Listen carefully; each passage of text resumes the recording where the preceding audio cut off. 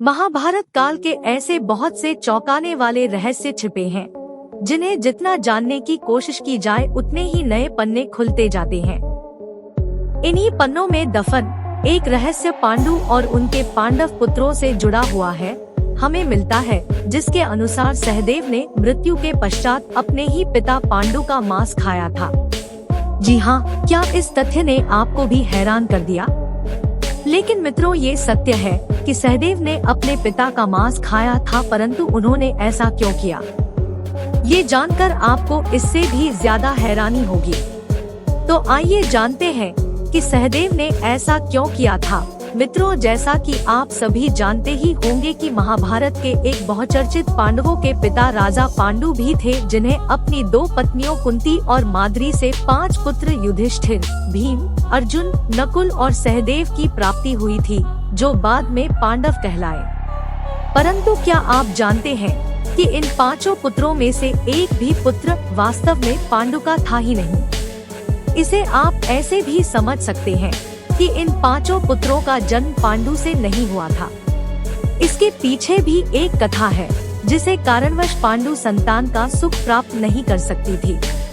दरअसल एक बार राजा पांडु अपनी दोनों पत्री कुंती और माद्री के साथ शिकार पर गए।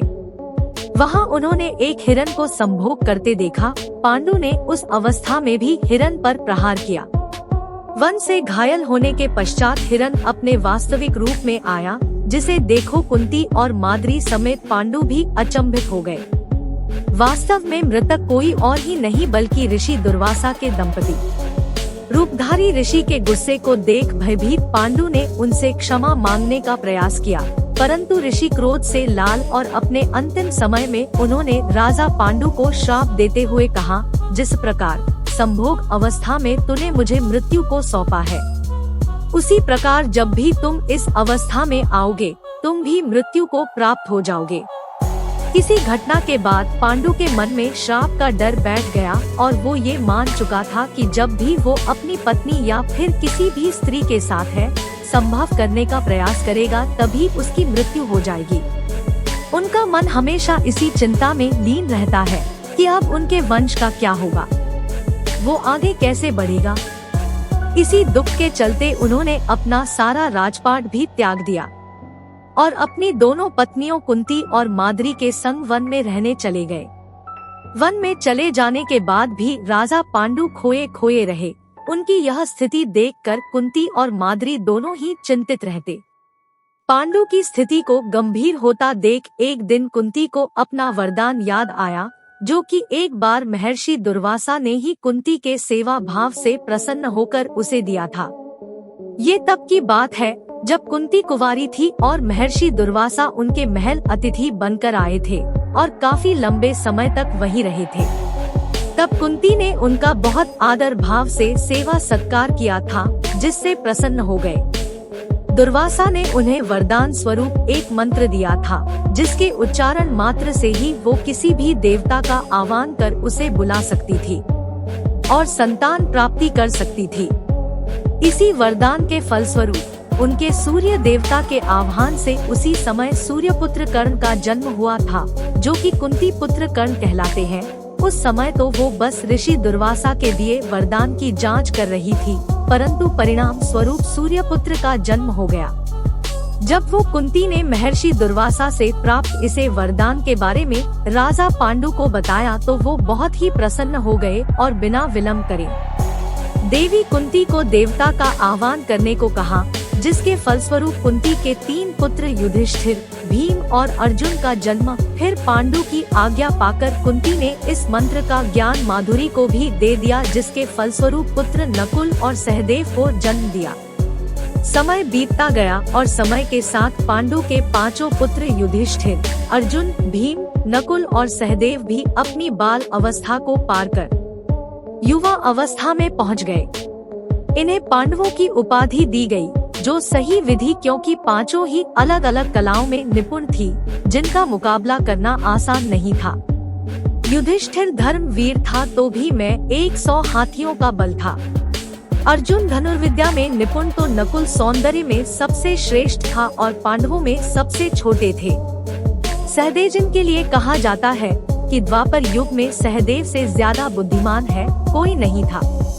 लेकिन इतने कुशल और योग्य पुत्रों को पाने के पश्चात ही राजा पांडु का मन है दुखी रहता। वास्तव में उनके दुख की असली वजह उनका पछतावा था जो उन्हें परेशान करता था।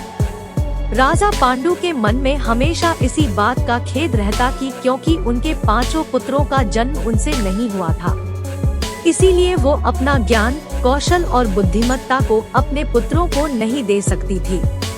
ये दुख उन्हें अंदर ही अंदर से खाया जा रहा था। महाराज पांडु चाहते थे कि उनकी संतानों में उनके गुण स्थानांतरित, परंतु पत्नियों के साथ इस समूह के बिना ये पूर्ण नहीं हो सकता था। ऋषि के श्राप की वजह से वैसे संभव ही नहीं किया था। इसीलिए वे चाहते थे कि उनकी मृत्यु के बाद उनके बच्चे उनका मांस खाएं।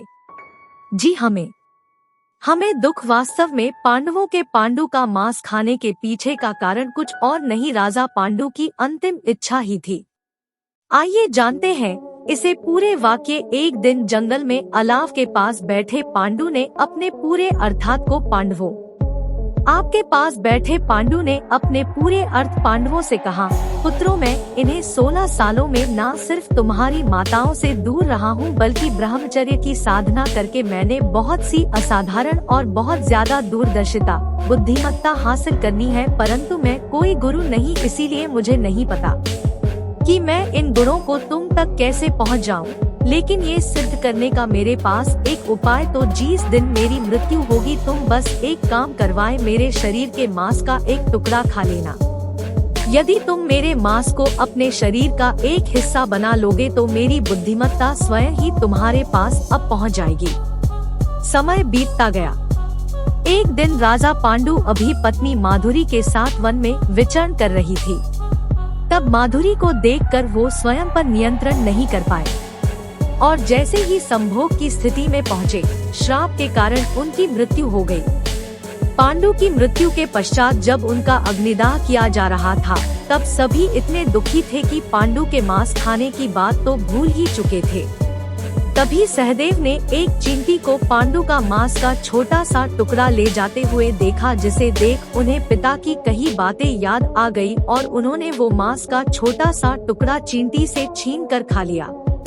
मित्रों, इसीलिए कहा जाता है कि सहदेव से बड़ा ज्ञानी पूरे द्वापर युग में कोई नहीं हुआ और उन्हें अपार बुद्धि विवेक की प्राप्ति हुई थी, जिसके कारण उन्हें त्रिकालदर्शी भी कहा गया है। मित्रों, इससे जुड़ी 2 और मान्यताएं भी सामने आती हैं, जिनमें से पहली मान्यता के अनुसार 5 पांडवों ने मांस खाया था, परंतु सबसे ज्यादा हिस्सा सहदेव, जिस कारण सहदेव में पिता पांडु की गुणवत्ता और बुद्धिमत्ता सबसे ज्यादा आई। और इसी से जुड़ी दूसरी मान्यता कुछ इस प्रकार है कि पिता की आज्ञा का पालन करते हुए सिर्फ सहदेव ने ही अपने पिता पांडु के मांस का टुकड़ा खाया था, जिसमें उन्होंने पिता के मस्तिष्क के 3 भागों को खाया, जिसके फलस्वरूप और मस्तिष्क के पहले टुकड़े को खाते ही सहदेव को इतिहास का पूरा ज्ञान हो गया। दूसरा टुकड़ा खाते ही वर्तमान का ज्ञान और मस्तिष्क के अंतिम हिस्से को खाते ही भविष्य का पूरा ज्ञान हो गया था। कहा जाता है कि महाभारत काल में सहदेव एक ऐसे व्यक्ति थे जिन्हें महाभारत के युद्ध के बारे में और आगे की सारी घटनाओं के बारे में पहले से ही सब पता था।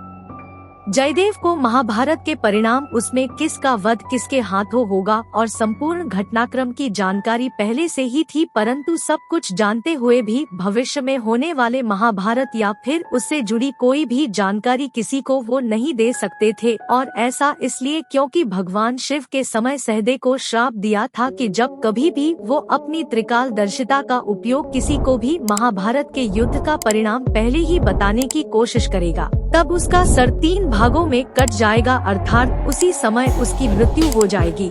जिस कारण सहदेव सब कुछ जानते हुए भी अनजान बने रहे। तो मित्रों, सहदेव की त्रिकालदर्शी